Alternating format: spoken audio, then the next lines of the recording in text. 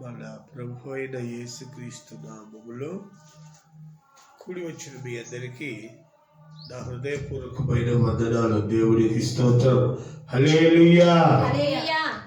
ఇంతవరకు పాటల ద్వారా దేవుడు నామాన్ని మహింపరిచి ఉన్నాము.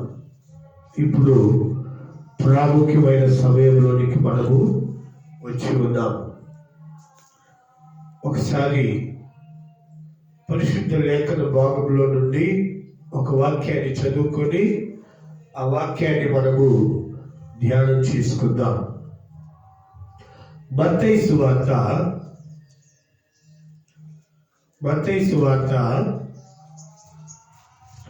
6వ అధ్యాయము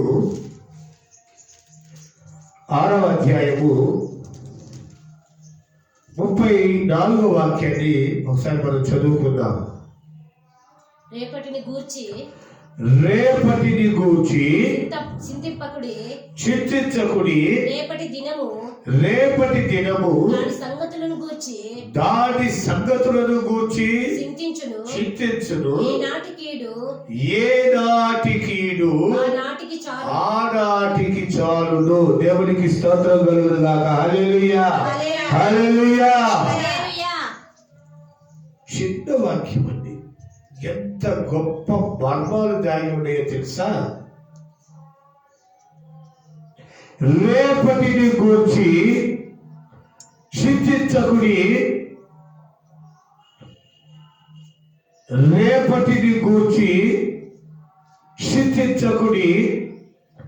రేపటి దినము దాని సంగతులను గూర్చి చింతించకుడి. దాని సంగతులను గూర్చి రేపటి దినము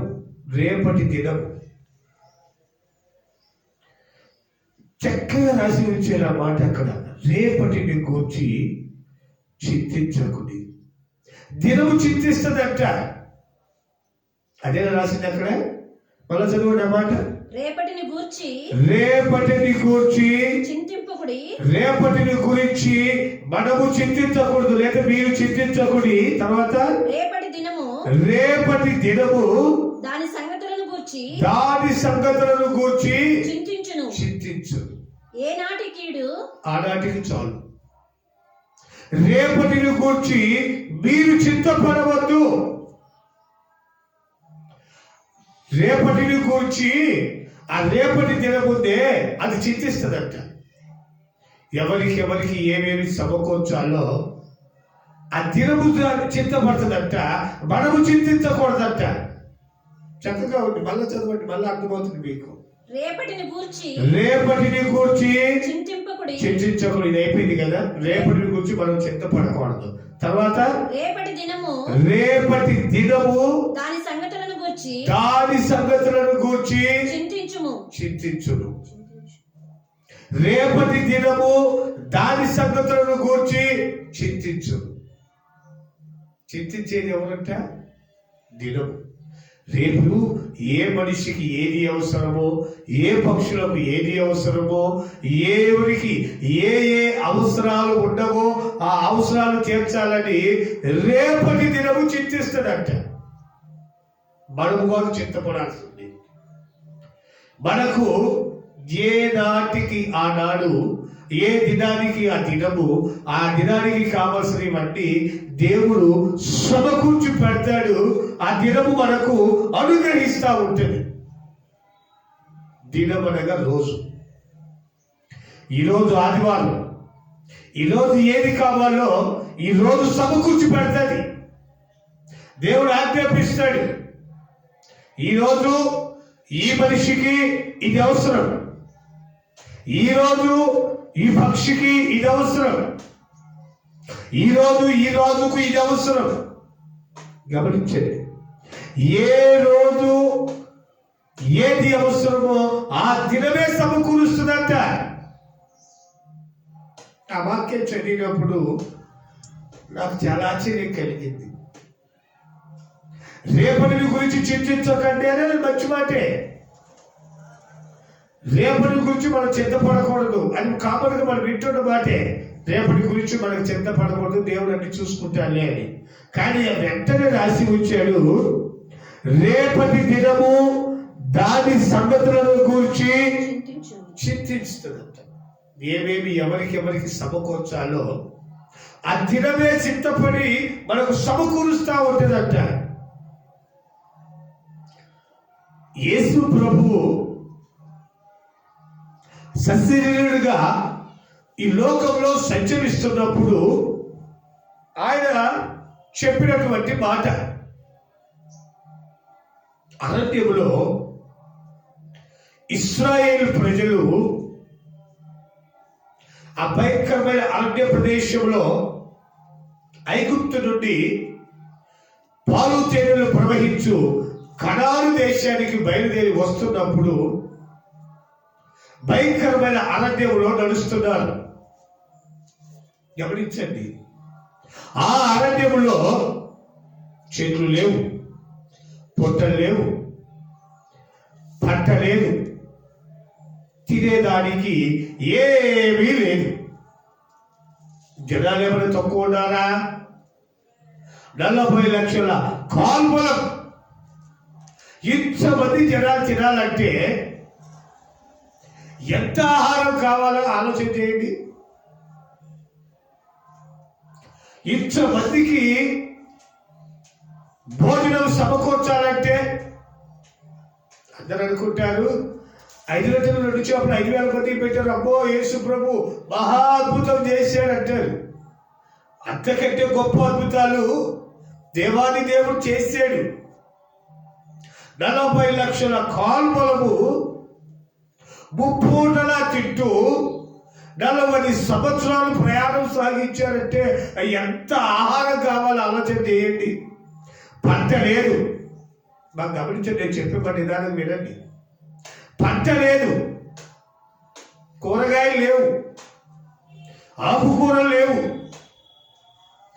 ఏమీ లేవు. అది భయంకరమైన అరణ్యం, కొండ ప్రాంతం, తాగేదానికి నీళ్లు లేవు.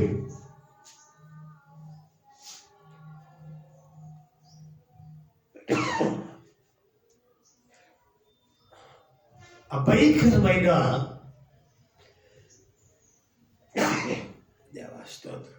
భయంకరమైన పరిస్థితులలో ఇశ్రాయేలు ప్రజలు ఐగుప్తు దేశం నుండి పాలు తేనెలు ప్రవహించు కనాను దేశానికి నడిచి వస్తున్నారండి.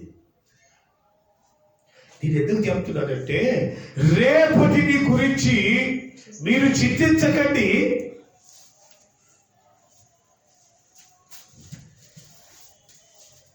రేపటిని గురించి మీరు చింతించవసరం లేదు. రేపటిని గురించి ఆ దినము చింతపడి మీకు కావాల్సింది సమకూరుస్తుంది. మరి ఇశ్రాయేలు ప్రజలు అరణ్యంలో నడుచుకుంటా వస్తా ఉంటే వారికి భోజనం ఎలాగా? అలాంటి భయంకరమైన పరిస్థితులలో దేవాది దేవుడు ఆకాశము నుండి వారికి మండాలు కురిపిస్తున్నాడు. భోజనం లేక అల్లాడిపోతున్నారు. ఆకాశం నుండి మండాలు కురిపిస్తే ఈ మండాలు ఏరుకొని ఆశపోతున్నట్టారు కదండి. ఈ రోజుకి నాకు, మా బంధువులకు, మా చుట్టాలకు ఈ రోజుకి, రేపటికి, ఎల్లుడికి దాచిపెడతా ఉంటారు. ఏమి తింటున్నాము, ఏమి తాగుతున్నాము, అవన్నీ దేవుడు సమకూరుస్తాడు అని ఈ మనుషులకు ఆలోచన లేకుండా దాచిపెట్టుకోవటం మొదలు పెడుతున్నారు. దేవుడు చెప్తున్నాడు, ఏ నాటికి ఆ నాటికి చాలురా బాబు, నువ్వు దాచిపెట్టుకోవాలి అవసరం లేదు. మోషే గారు కూడా చెప్తున్నాడు, ఈ మన్నాను మీరు ఈ రోజు వరకే తీసుకోండి. ఆశపోతులు ఉన్నారు, తీసుకొని దాచిపెట్టుకున్నారు. రేపు పొద్దునే తినొచ్చు, రేపు మధ్యాహ్నం తినొచ్చు, ఇప్పుడు అయిపోతే మళ్ళీ రేపు వస్తుందో రాదు అని చదువుతారు. అమ్మాయి ఒకసారి చదవండి. నిర్గమకాండము నిర్గమకాండము 16వ అధ్యాయము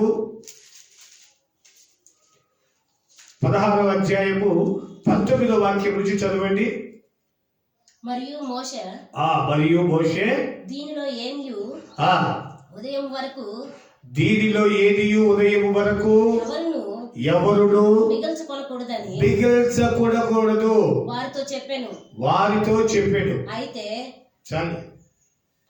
దీంట్లో ఈ పరలోకపు బండా ఉందే, ఈ బండాలు ఎవరు కూడా మీరు ఎక్కువ తీసుకోవద్దు, రేపటి వరకు దాచుకోవద్దు. ఈరోజు దేవుడు ఇచ్చేది తినేసేయండి. రేపటి గురించి దేవుడు చూసుకుంటాడు, మీకు ఏది కావాలని అనుగ్రహిస్తాడు. ఒకవేళ మీరు దేవుడి మాట కాదని రేపటి కూడా దాచిపెట్టుకున్నారు అనుకో, అక్కడ రాయబడిన మాట ఏంటంటే కుళ్ళి కప్పు కొట్టిందంట. దేవుడు చెప్తున్నాడు, రేపటి గురించి చింతించకండి, మీకు ఏది కావాలో అది దేవుడు మీకు అనుగ్రహిస్తాడు. విశ్వాసం ఉంచండి. ఆ విశ్వాసం లేకుండా రేపటి గురించి మీరు రకరకాల ఆలోచనలు కలిగి ఉంటే అది కుళ్ళి కప్పు కొట్టే ఆలోచనలు. నా దేవా, ఈ దినానికి నాకు కావాల్సిన ఆహారం మాకు దయచి. యేసు ప్రభు నేర్పించిన ప్రార్థననే, మా అనుదిన ఆహారము నేను మాకు దయచేయము, మాకు ఏది అవసరమో అది మాకు దయచేయి నాయనా, నీ చిత్తం. ఎంత విశ్వాసంతో కూడిన జీవితం జీవించమని చెప్పాడంటే ప్రభువుల వారు, రేపటిని గురించిన చిత్తం మీకు అవసరం లేదు. పరలోకపు మండాలో కూడా అదే నిబంధన పెట్టాడు. తండ్రి ఏ నిర్ణయించాడో కుమారుడు దాన్ని పాటించాడు. రేపటి దాకా మిగిల్చుకోవద్దు. మిగిల్చుకున్నారంటే కప్పు కొట్టిపోతుంది. ఏ దినానికి దేని కావాలో అది నిర్ణయించబడుతుంది, అది మీకు దేవుడు అనుగ్రహిస్తాడు. అలా కాకుండా మీరు ఏదో సంపాదించాలి, ఏదో మిగిలించాలి, ఏదో చేద్దామని అనుకుంటే దానివల్ల ఏమి ప్రయోజనం లేదని ఆ వాక్యంలో అనేక చోట్ల రాయబడి ఉంది. ఒకసారి చదవండి. 6వ అధ్యాయము 25వ వాక్యాన్ని ఒకసారి చదివితే అందులో ఒక మాట కనపడుతుంది మనకు. మత్తయి సువార్త 6వ అధ్యాయము 25వ వాక్యం. అందువలన నేను మీతో చెప్పినది ఏమనగా ఏమి తిందుమో ఏమి త్రాగుదుమో అని నీ ప్రాణమును గూర్చి అయినను ఏమి ధరించుకొందుమో అని మీ దేహము గురించి చింతించకుడి. ఆహారము కంటే జ్ఞానమును, ఆహారము కంటే ప్రాణమును, వస్త్రము కంటే దేహమును గొప్పవి కావా. ఆకాశ పక్షులను చూడండి, అవి విత్తవు కోయవు, కోట్లలో కూర్చుకొనవు. అవి విత్తవు కోయవు, కొట్లలో కూర్చుకోవు. వాటికి కోల్డ్ స్టోరేజీలు లేవు, దాచుకునే దానికి వాటి కొట్లు లేవు. బాగా గమనించండి. ఎందుకు ఈ మాట చెప్తున్నాడు ప్రభు అంటే,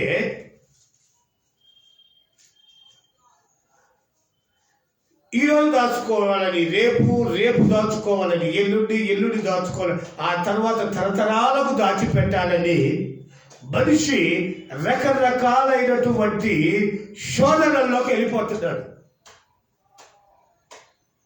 నేను తినిపోతే నా పిల్లలకెట్ట,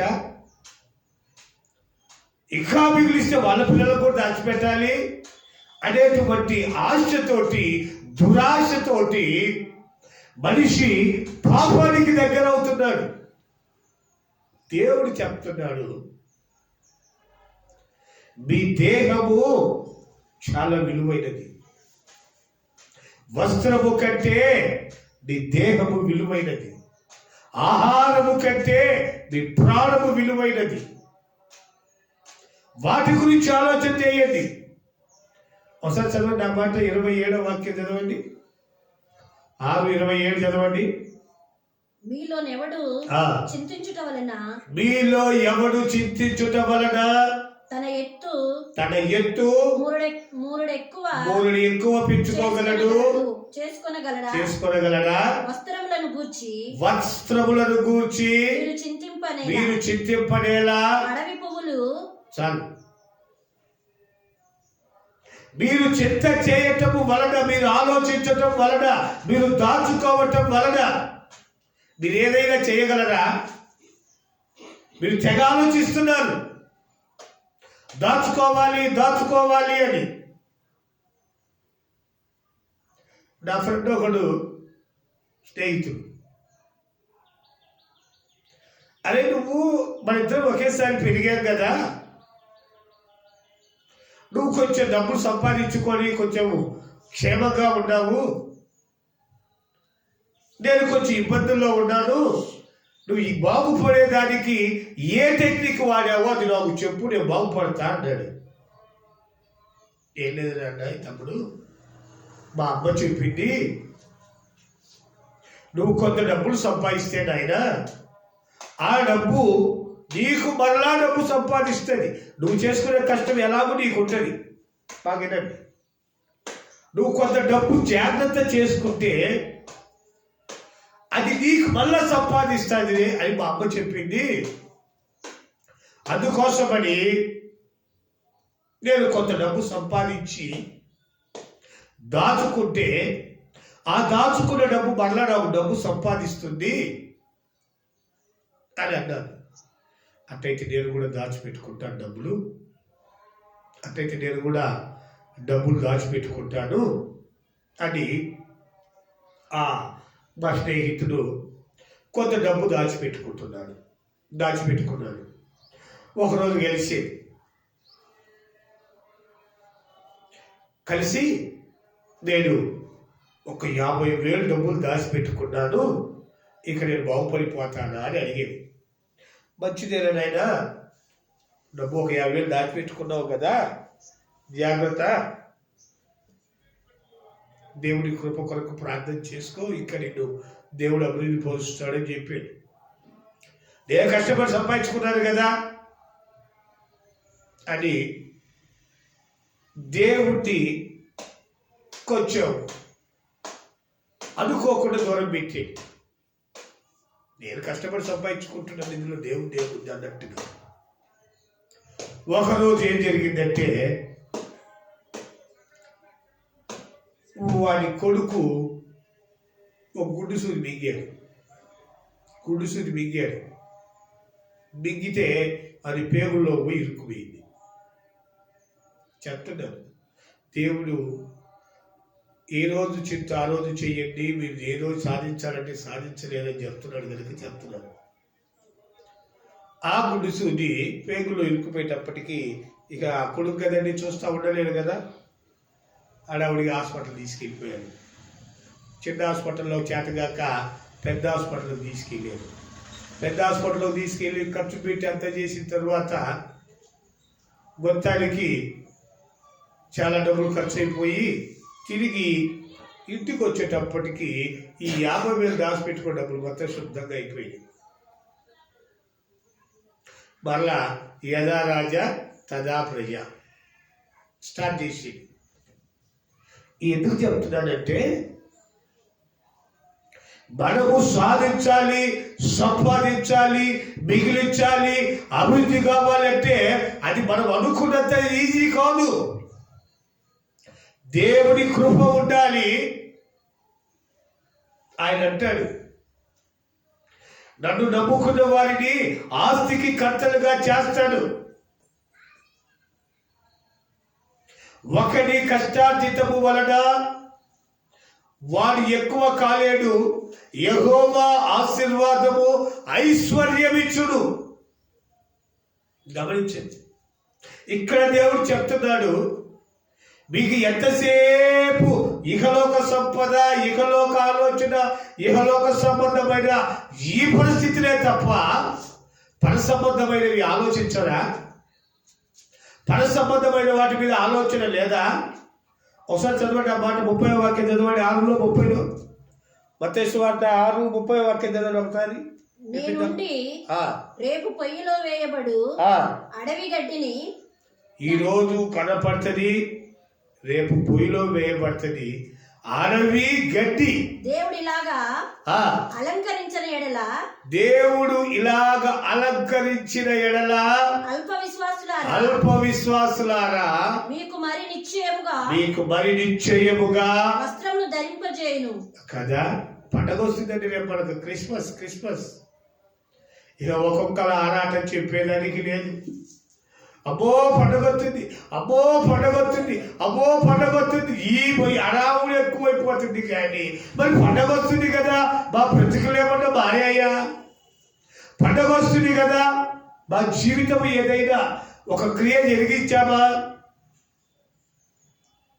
క్రిస్మస్ పండుగ వస్తుందని అబ్బో క్రిస్మస్ పండుగ అని మన ప్రపంచ దేశాలన్నీ కూడా, మన భారతదేశంలో మరి పండుగ వస్తుందంటే కొత్త బట్టలు తెచ్చుకోవాలా,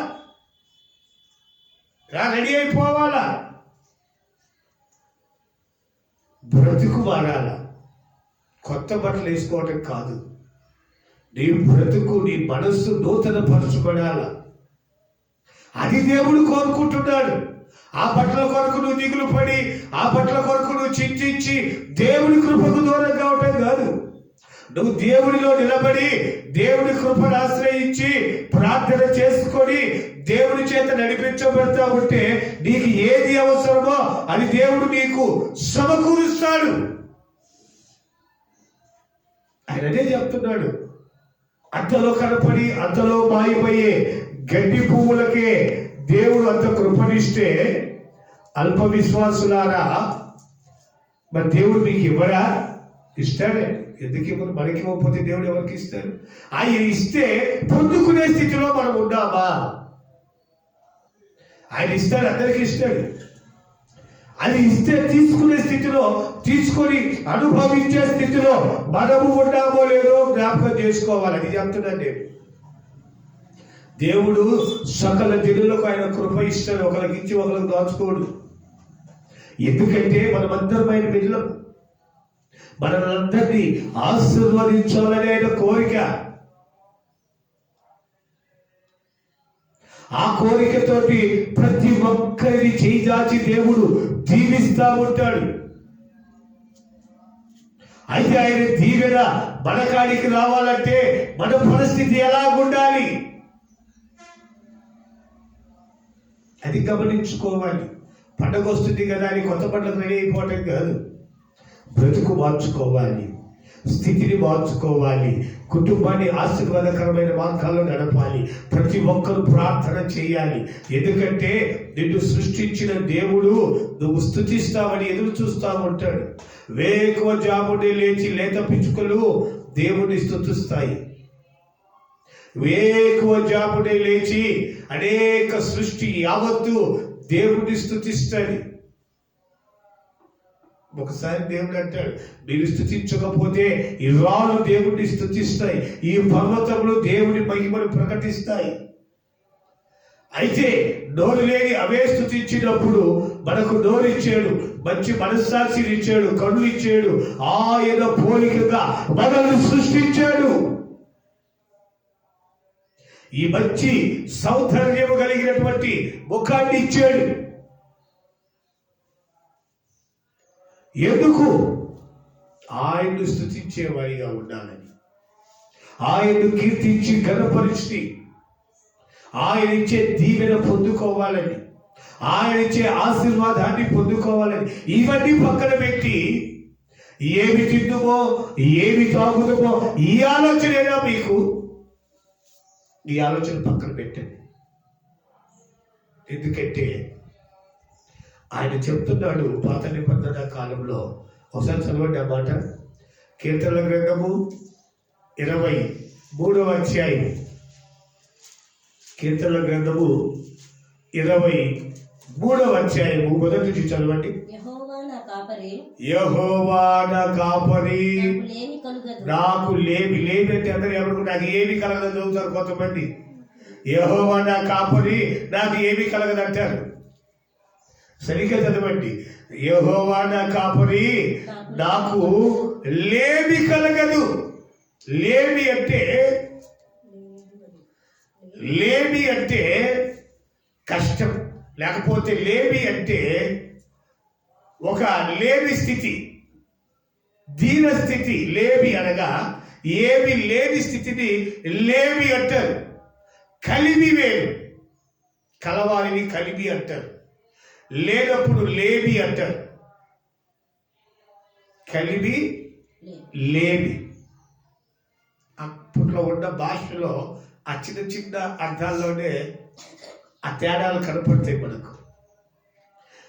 యెహోవా నా కాపరి, నాకు లేమి కలుగదు. నాకు లేమి కలుగదు. పచ్చిక గల చోట్లను ఆయన నన్ను పరుండ చేయును.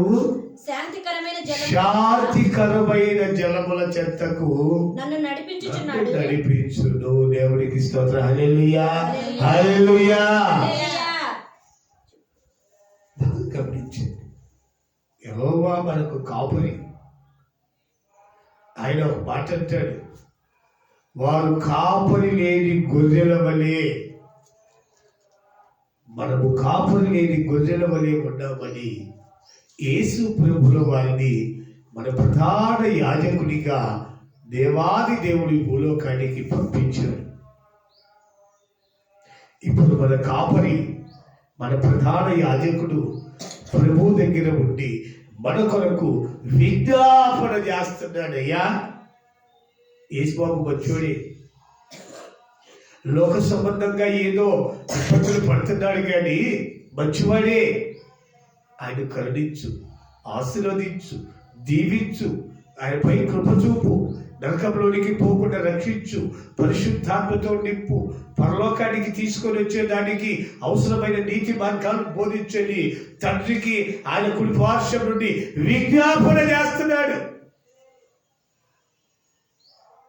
ఆ విజ్ఞాపన చేసే ప్రభువుల వారు ఆయన నోటితో చెబుతున్న మాట, రేపటిని గురించి చింతించకుడి, రేపటిని గురించి ఆ దినము చింతపడి నీకు ఏమి కావాలో సమకూరుస్తుంది. నీకెందుకు చింత? నీకు చింతపడదు, నీకు సమస్తము సమకూర్చబడతాయి. ఎప్పుడు? యెహోవా నా కాపరి, నాకు లేమి కలుగదు. రేపటి గురించి చింత నాకు అవసరం లేదు. యెహోవా నిత్యమైన వెలుగై ఆయన వెలుగు కలిగిన మార్గములో నన్ను నడిపిస్తాడు. నీ చింత యావత్తు ఆయనపై వేయి. నువ్వు చింతించడం వలన నీ ఎత్తు ఒక ధ్యానం పెంచుకోలేవు, ఒక గుప్పెడు తగ్గించుకోలేవు.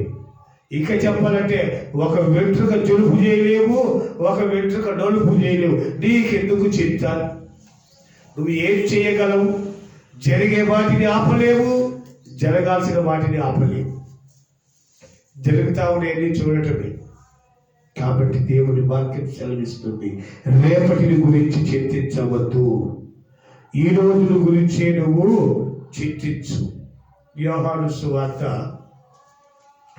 14వ అధ్యాయము 1వ వాక్యంలో ఒక మాట ఉంటుంది, మీ హృదయమును కలవరపడనీయకుడి, మీ హృదయమును కలవరపడనీయకుడి, దేవుని యందు విశ్వాసముంచుచున్నారు, నా యందును విశ్వాసముంచుడి. నా యందు అంటే యేసు ప్రభువుల వారి యందు విశ్వాసముంచుడి. నా తండ్రి ఇంట అనేక నివాసములు గలవు, లేని ఎడల చెప్పుదును.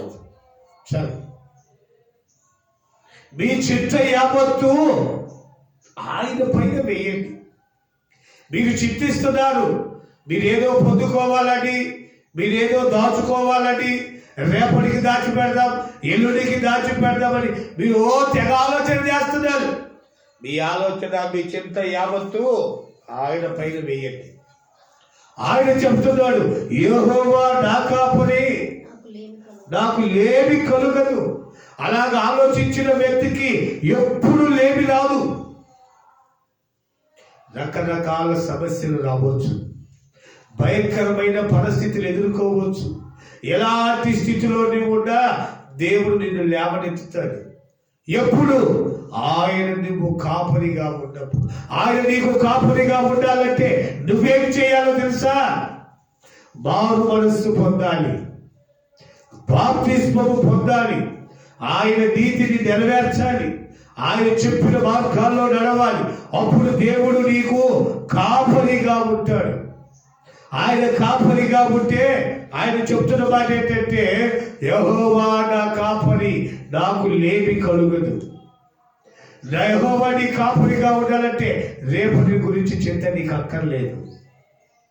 రేపటి గురించి దాచుకుంటే బండ కప్పు కొట్టిపోయింది. దేవుడి ప్రజలు, దేవుడి బిడ్డలు దేవుడి మీద విశ్వాసంతో బ్రతకాలి. నా దేవుడు నాకు కావాల్సింది నాకు అనుగ్రహిస్తాడు. ఎందుకంటే వారు కోరిన రేవుకు వారిని నడిపిన పరిశుద్ధుడైన తండ్రి మన దేవుడు. కారణం ఏంటంటే ఆయన పోలికగా, ఆయన స్వరూపంలో మనల్ని చేసి మనకు ఒక ఆలోచన పెట్టి, మన ఆలోచన ప్రకారం మనం వెళ్తుంటే, మనకు వంకర మార్గంలో వెళితే, గాఢాంధకారపు చీకటిలోనికి వెళుతుంటే దేవుడు సరిచేసి వెలుగు కలిగిన మార్గంలో, పరిశుద్ధమైన మార్గంలో నడిపే దేవుడు చెప్తున్నాడు. రేపటి గురించి చింతిస్తే నీ మార్గం తప్పిపోతావు. రేపటి గురించి ఆలోచిస్తే నీ పరిస్థితులు మారిపోతాయి. రేపటి గురించి చింతపడ్డావంటే ఈ చింత ఎక్కడికి పోతుంది? దిగులుకి దిగు పోతుంది. ఈ దిగులు ఎక్కడికి పోతుంది? రకరకాల సమస్యల్లో నుంచి ఇంకెక్కడికి వెళ్తావు? భయంకరమైన స్థితిలోనికి, గాఢాంధకారంలోకి వెళ్ళిపోతావు. అదే నువ్వు తృప్తి కలిగి ఉన్నదాంతో సంతృప్తి చెంది, నా దేవుడు ఈ రోజు నాకు ఇది ఇచ్చాడు, సంతోషం, ఇది లేక ఎంతో మంది బాధపడుతున్నారు అని నువ్వు తృప్తి కలిగి జీవించినట్లయితే దేవుడు యెహోవా నీకు కాపరిగా ఉంటాడు. ఆయన కాపరిగా ఉన్నప్పుడు నీకు లేమి కలగనే కలగదు. నీకు ఏది అవసరమో, ఏది అక్కర ఉందో దేవుడికి సమస్తము తెలుసు. తెలిసిన దేవుడు చెప్తున్నాడు, నిన్ను పచ్చికలో పొరుణ చేస్తాడు, శాంతి జలముల చెంతకు నడిపిస్తాడు. నడిపించే దేవుడు చెప్తున్నాడు, నీకు లేమి కలుగదు. ఒక మాట చదవండి, ఫిలిప్పీ పత్రిక, ఫిలిప్పీలకు రాసిన పత్రిక 4వ అధ్యాయము 6వ వాక్యం ఒకసారి చదవండి. ఫిలిప్పీలకు రాసిన పత్రిక 4వ అధ్యాయము 6వ వాక్యము చదవండి.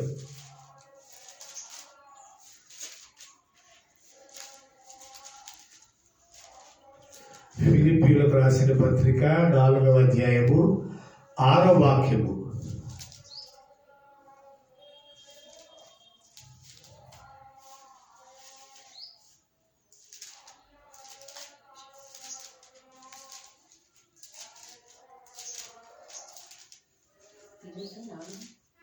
ఫిలిప్పీలకు రాసిన పత్రిక 4వ అధ్యాయము 6వ వాక్యము. దేనిని గూర్చియు చింతించకుడి గాని ప్రతి విషయములలోను ప్రార్థన విజ్ఞాపనల చేత కృతజ్ఞతాపూర్వకముగా మీ విన్నపములు దేవునికి తెలియజేయండి. అప్పుడు సమస్త జ్ఞానమునకు మించిన దేవుని సమాధానము యేసుక్రీస్తు వలన మీ హృదయములను మీ తలంపులను కావలియుండును. మీ సమస్తమైన చింత ఏమి చిందుము? ఏమి త్రాగుతామని చింతపడుతున్నారే, ఆ చింత గురించి చెప్తున్నారు. రేపటి గురించి చింత, మేమేం తినాలి ఏమి తాగాలని మీరు చింతపడుతున్నారు కదా, ఆ చింత యావత్తు ప్రభు మీద వేయండి, ప్రార్థన చేయండి. ప్రార్థనలో దేవుడు మీకు కావాల్సిన మీకు అనుగ్రహిస్తాడు. దాన్ని పక్కన పెట్టి మీరు దేనికోసమో ప్రాకులాడి దేనికోసమో ప్రయాసపడితే వ్యర్థమైపోతుంది. కాబట్టి దేవుడి వాక్యం సెలవిస్తుంది, మీ చింత యావత్తు ప్రభు మీద వేయండి, ఆయన చూసుకుంటాడు. ఒకసారి మత్తయి సువార్త 6వ అధ్యాయము 31వ వాక్యాన్ని కూడా ఒకసారి చదవండి. కాబట్టి ఏమి తిందుమో ఏమి త్రాగుదుమో ఏమి ధరించుకుందుమో అని చింతించద్దు. అన్యజనులు వీటన్నిటి విషయమై విచారింతురు. ఇవన్నీ మీకు కావాలని పరలోకపు తండ్రికి తెలుసు. అన్యులు చింతించాలి, ఎందుకంటే వారికి ఒక నమ్మకం లేదు, ఒక గురి లేదు, ఒక పరిశుద్ధత లేదు. వారి యొక్క పరిస్థితులు వేరు, వారి పరిస్థితులు వేరు. మనకలాగా కాదు, మనకు ఒక గురి ఉంది, ప్రార్థించుకునేటువంటి ఆయుధం చేతిలో ఉంది, మనకు కాపురి అయిన తండ్రి ఉన్నాడు, మనకేం కావాలో ఆయన సిద్ధపరుస్తున్నాడు. ఆ సిద్ధపరిచే దేవుడు మనకున్నప్పుడు మనం ఏం చేయాలంటే ప్రార్థన మాత్రం చేయాలి. ప్రార్థిస్తే మన చింత యావత్తు ఆయన మీద పడిపోతుంది. మనం చింతించేది మన చింత ఆయన మీద పడిపోతుంది, మనకు అవసరం లేదు చింత. ఎందుకంటే ఇక్కడ రాశారు కదా, చదవండి. ఫస్ట్ చదివిన మాట 34 వాక్యం ఒకసారి చదవండి. 6:34. రేపటిని గూర్చి చింతింపకుడి, రేపటి దినము దాని సంగతులను గురించి చింతించును. అది రేపటిని గురించి, దాని సంగతులను గురించి రేపటి దినం చింతిస్తుంది. మీరు చింతించొద్దు. మీ చింత యావత్తు దేవుడి పైన మోపండి. రేపటిని ఏమి తిందుమో ఏమి త్రాగుదుమో ఈ దరిద్రపు ఆలోచనలు పక్కన పెట్టి ప్రార్థన చేయి. నీ చింత యావత్తు ఆయన పైన వెయ్యి. నీ చింత అంతా ఆయన పైన పడి, ఏం తింటామో ఏం తాగుదామో ఇదే గోళ జీవితాంతం వద్దు నీకు. అది ఆయన చూసుకుంటాడు. రేపేమి కావాలో రేపు చింతపడి దిగులు పడి నీకు సమకూరుస్తాడు. బైబిల్లో ఎంతో మంది రేపేం జరగబోతుందో తెలియక ప్రాణాలు పోగొట్టుకున్న వాళ్ళు ఉన్నారు. రేపేం జరుగుతుందో తెలియక జీవితాన్ని వ్యర్థపరుచుకున్న వాళ్ళు ఉన్నారు. అయితే ఎప్పుడు ప్రార్థించుకొని దేవుని ఆశీర్వాదాలు పొందిన వాళ్ళు కూడా ఉన్నారు. రేపేమి జరుగునో నీకు తెలియదు. నీ చింత యావత్తు ఆయన పైన నిలుపు.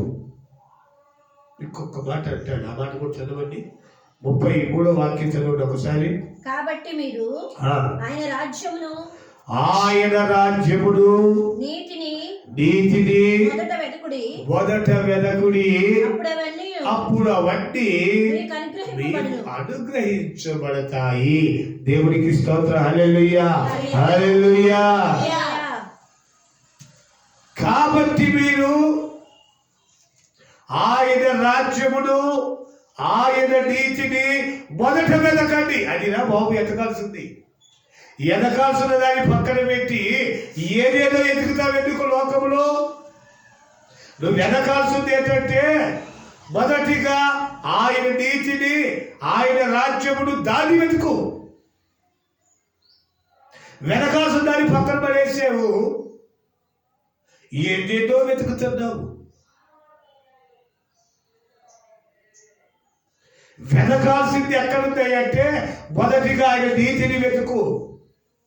ఆయన నీతి ఏమిటంటే యేసు ప్రభువుల వారు బాప్తిస్మం పొందేదానికి యోహాను దగ్గరికి వచ్చినప్పుడు అయ్యా నీ చెప్పుల వారిప్పుటకు నేను యోగ్యుడను కాను, నేను నీతో అగ్ని బాప్తిస్మం పొందవలసిన వాడను, నేను నీకు బాప్తిస్మం ఇవ్వాలా అన్నప్పుడు యేసయ్య నోరు తెరిచి అంటాడు, నీతి యావత్తు ఇలాగ నెరవేర్చబడాలి. ఆ నీతికి మనము బద్ధులమై ఉండాలి. నీతి యావత్తు ఇలాగ నిర్ణయించబడింది. నువ్వు నాకు బాప్తిస్మం ఇవ్వు, ఆయన నీతిని నెరవేర్చు, బాప్తిస్మము పొందు, ఆయన రాజ్యాన్ని వెతుకు. ఎక్కడుంది ఆయన రాజ్యము?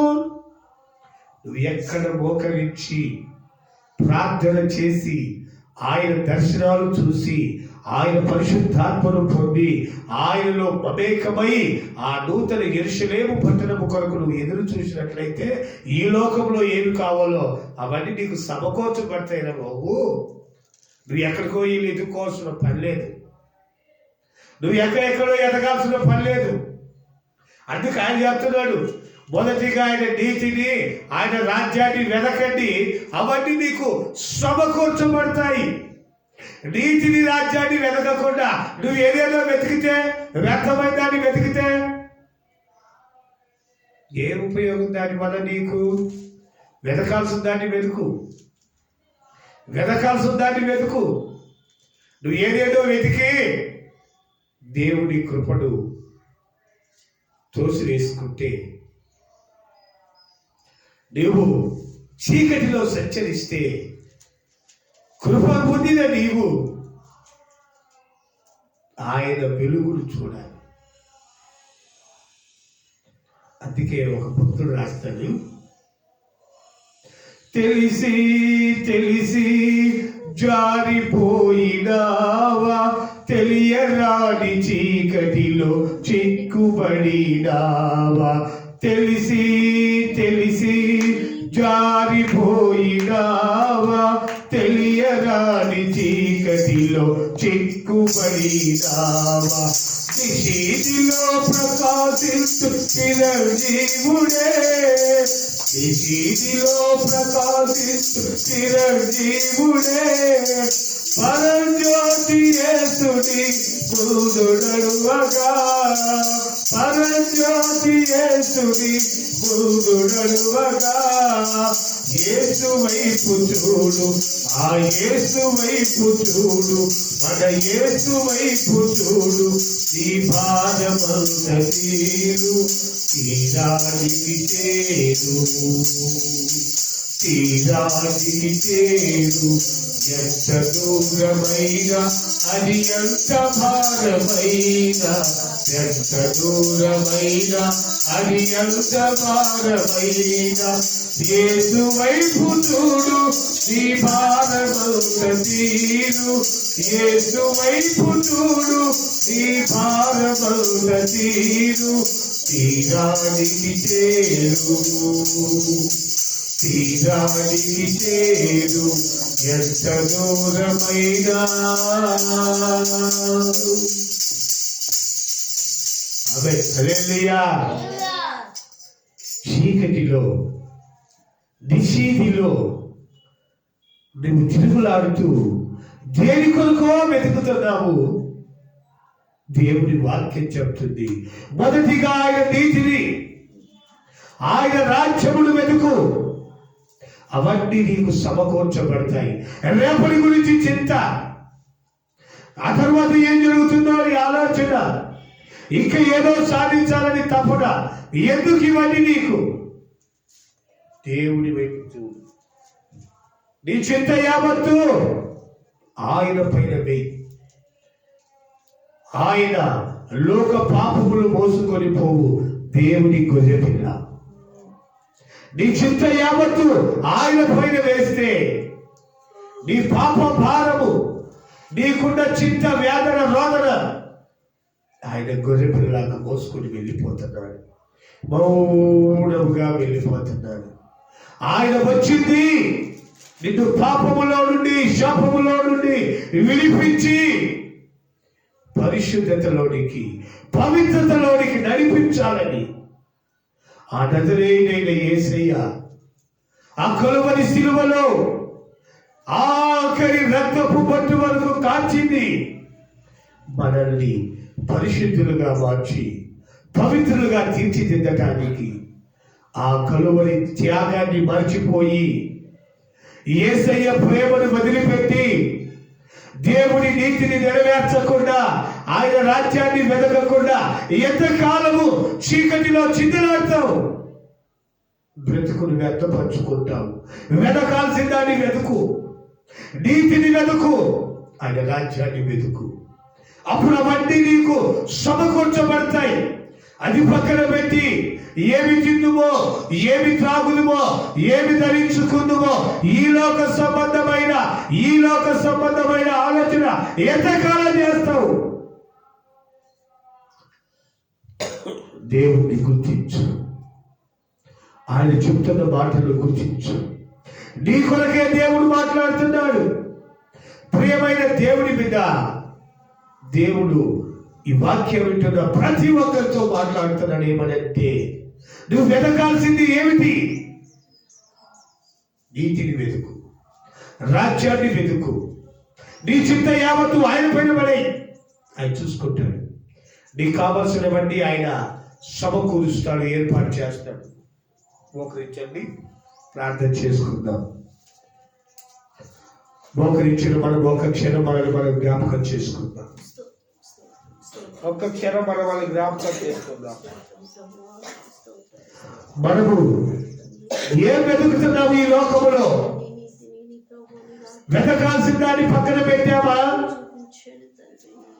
ఏదో సాధిద్దామని చింతిస్తున్నామా? వెతకవలసిన దేవుడి నీతిని పక్కన పెట్టి, కోరుకునవలసిన దేవుడి ఆ నీతి సమాధానము కలిగిన నూతన యెరూషలేము పట్టణాన్ని పక్కన పెట్టి దేనో వెతుకుతున్నాము. ఈ లోక సంబంధమైన వాటిని వెతుకుతున్నాము. గాఢాంధకారములో ఉండి ఏమి వెతికినా నీకు కనపడదు. దేవుని వెలుగులోనికి రా, పరిశుద్ధతలోనికి రా, పవిత్రతలోనికి రా. అప్పుడు నీకు తేటగా కనపడుతుంది. నీవు కోరుకున్నదేదో దేవునికి తెలియచేయి, దేవుడు నీకు అనుగ్రహిస్తాడు. నీవు ఒక వెంట్రుక తెలుపుగా మార్చలేవు, ఒక ఎత్తుక నలుపుగా మార్చలేవు. నీ ఎత్తు ఒక గుప్పిడి పెంచలేవు, తగ్గించలేవు. మనము నిమిత్త మాత్రులము, మనుషులము. అయితే దేవునికి సమస్తము సాధ్యము. ఆయనకు అసాధ్యమైంది ఏమీ లేదు. దేవుడు చెప్తున్నాడు, మొదటిగా ఆయన నీతిని, రాజ్యాన్ని వెతకండి, రేపటి గురించి చింత నీకొద్దు. నీ చింత యావత్తు ఆయన మీద వేసి ఆయన కొరకు ప్రార్థన చేయి. అందుకే భక్తుడు అంటున్నాడు, యెహోవా నా కాపరి, నాకు లేమి కలుగదు. పచ్చిక గల చోట్ల పొరుణ చేస్తాడు, శాంతి జలముల చెంతకు నడిపిస్తాడు. ఆ విశ్వాసం మనలో కరువైందేమో, ఆ నమ్మకం మనలో వీడిపోయిందేమో. ప్రియమైన దేవుని బిడ్డ, జ్ఞాపకం చేసుకుందాం. ఒక్కసారి యేసయ్య కలువరి శ్రమలను జ్ఞాపకం చేసుకుందాం. ఒకసారి ఆ యేసు ప్రభువును, రక్తసిక్తమైన యేసయ్య ముఖాన్ని జ్ఞాపకం తెచ్చుకుందాం. ఆ యేసయ్య ప్రేమకు దూరం అయిపోతున్నామా? యేసయ్య ప్రేమకు దూరం అయిపోతున్నామేమో. జ్ఞాపకం తెచ్చుకొని నీతిని నెరవేరుతాము. ఆయన ప్రేమకు దగ్గరవుతాము. ఆయన నీతిని, ఆయన రాజ్యాన్ని వెతికితే సమస్తము నీకు సమకూర్చబడతాయని దేవుడి వాక్యం చెప్తుంది. నువ్వు దేని కొరకు ప్రయాసపడి, దేని కొరకు వ్యర్థమైన ప్రయాసపడి నీ జీవితాన్ని అస్తవ్యస్తం చేసుకోకుండా దేవుని నీతిని, ఆయన రాజ్యాన్ని వెతికినట్లయితే నీకు కావాల్సిన సమస్తము ఆయన పరలోకము నుండి నీకు సమకూర్చునుగాక. ప్రేరేపించబడిన వారు ఒకరు ప్రార్థన చేయండి. స్తోత్రం స్తోత్రములు స్తోత్రములు స్తోత్రములు ప్రభువా, నీకు స్తోత్రాలు స్తోత్రాలు స్తోత్రాలు తండ్రి. అయ్యా, మాతో మాట్లాడిన విధానాన్ని బట్టి నీకు స్తోత్రములు స్తోత్రములు స్తోత్రములు. అయ్యా, రేపటి గురించి ప్రభు మేము చింతించుకుంటున్నా తండ్రి. మా భారం యావత్తు నీ మీద వేసి ప్రభు, మా భారాన్ని ప్రభు నీ మీద మోపిన తండ్రి. అయ్యా, జీవించే కృపను మాకు దయచేయండి నా తండ్రి. యెహోవా మా కాపరి అని మాట్లాడావు నా తండ్రి. అయ్యా, వాగ్దానాన్ని మా పట్ల మీరు నెరవేర్చండి తండ్రి. నీకు స్తోత్రాలు అయ్యా. అన్నిల వలె దాని కొరకు దీని కొరకు పోరాడక నా తండ్రి, నీతో సేవ చేయుటకు ప్రభు, నీ సేవ చేయుటకు మమ్మల్ని వాడుకొనండి తండ్రి. నీకు స్తోత్రాలయ్యా. వెలుగుకరమైన మార్గంలో నడిపించండి తండ్రి. నీకు స్తోత్రాలయ్యా. మేము అడుగు పెట్టిన ప్రతి స్థలాన్ని ప్రభు మీరు ఆశీర్వదించండి అయ్యా. సమాధానకర్తను ఉంచండి నా తండ్రి. మేము ఉపదేశించుచుండగా ప్రభు, ఉపదేశంలో మీరుండి మాట్లాడండి నాయన. అయ్యా, ఇద్దరు ముగ్గురైనను ప్రభు నిన్ను ఎరుగుటకు కృప చూపించండి తండ్రి. నీకు స్తోత్రాలయ్యా. అయ్యా, సమాధానకర్తగా మా కంటే ముందుగా మీరు ఉండండి తండ్రి. అయ్యా, సేవకులు అడుగు పెడుతున్న ప్రతి స్థలాన్ని మీరు దీవించండి నాయన, ఆశీర్వదించండి తండ్రి. నీకు స్తోత్రాలయ్యా. నోటి వెంట వచ్చే ప్రతి వాక్కును మీరు ఆమేనండి తండ్రి. నీకు స్తోత్రాలు స్తోత్రాలయ్యా. అయ్యా, ఎన్ని కుటుంబాల్లో ఉపవాస ప్రార్థన జరగవలసి ఉన్నాయేమో ప్రభువా, అటువంటి సేవలో మమ్మల్ని కూడా ఒక పాత్రలుగా మీరు వాడుకోనండి తండ్రి. నీకు స్తోత్రాలు స్తోత్రాలయ్యా. అయ్యా, యూట్యూబ్ ద్వారా వింటున్న బిడ్డలతో మీరు మాట్లాడండి నా తండ్రి. అయ్యా, కుటుంబాల సమాధానకర్తను ఉంచండి తండ్రి. నీకు స్తోత్రాలు స్తోత్రాలు స్తోత్రాలయ్యా. ఈ సంవత్సరం చివరిలో ఉండగా ప్రభువా నాయన, నీ కృపను ఇంకను దయచేయండి తండ్రి. నీకు స్తోత్రాలు స్తోత్రాలు స్తోత్రాలయ్యా. అయ్యా, ఏ బిడ్డతో ప్రభు అంటు పట్టకుండా నా తండ్రి, నీతో కట్టబడి నా తండ్రి ఫలించే కృపను మాకు దయచేయండి నాయన. అయ్యా, నీ నోటి బూరగా సేవకులను ఇంకా వాడుకొనమనండి. యేసు పరిశుద్ధ నామం పెట్ట ఆడుకున్నాం తండ్రి. ఆమేన్. దేవుడు మన ప్రార్థన ఆలకించి అనేకమైన విషయాల్లో ఆయన కృపను మనకు తోడుగా ఉంచి ఆయన చేసిన వాగ్దానాన్ని మన పట్ల నెరవేర్చి ఆయన కృప చేతను మనం నడిపిస్తున్న దేవాని దేవునికి స్తోత్రాలు చెల్లిద్దాం. స్తోత్రం స్తోత్రం స్తోత్రం స్తోత్రం స్తోత్రం. ఈ దినపు ప్రార్థనలో ప్రతి ఒక్కరిని దేవుడు ఆశీర్వదించినందుకై స్తోత్రాలు చెల్లిద్దాం. రాలేక వెనుకబడి పెట్టిన దేవుడు మన యొక్క పర్యాయము నడిపిస్తున్నందుకై స్తోత్రాలు చెల్లిద్దాం. అలాగనే రైల్వే స్టేషన్ లో ఉన్న దేవుడి పిల్ల కుటుంబాలను, ఎస్టేట్ లో ఉన్న దేవుడి పిల్ల కుటుంబాలను, సుందరయ్య కాలనీలో దేవుడి పిల్ల కుటుంబాలను, డ్రైవర్స్ కాలనీలో ఉన్న దేవుడి పిల్ల కుటుంబాలన్నింటినీ దేవుడు ఆశీర్వదించి మెట్టుకు అభివృద్ధి పరుస్తున్నందుకై స్తోత్రాలు చెల్లిద్దాం. సేవకు సహకరిస్తున్న ప్రతి హస్తాన్ని దేవుడు దీవించి ఆశీర్వదించినందుకై స్తోత్రాలు చెల్లిద్దాం. మినిస్ట్రీ కొరకు, సేవకుల కొరకు, విశ్వాసుల కొరకు నడిపిస్తున్న నాయకులు మిశ్రన్న, అబ్రహాం అన్న, రమేష్ అన్న, రాజన్న, ప్రేరణ అనేకమైన దేవుడి పిల్లల సేవకులందరి కొరకు దేవునికి స్తోత్రాలు చెల్లిద్దాం. పరిశుద్ధుడా జీవాధిపతి నీకు స్తోత్రం నాయన.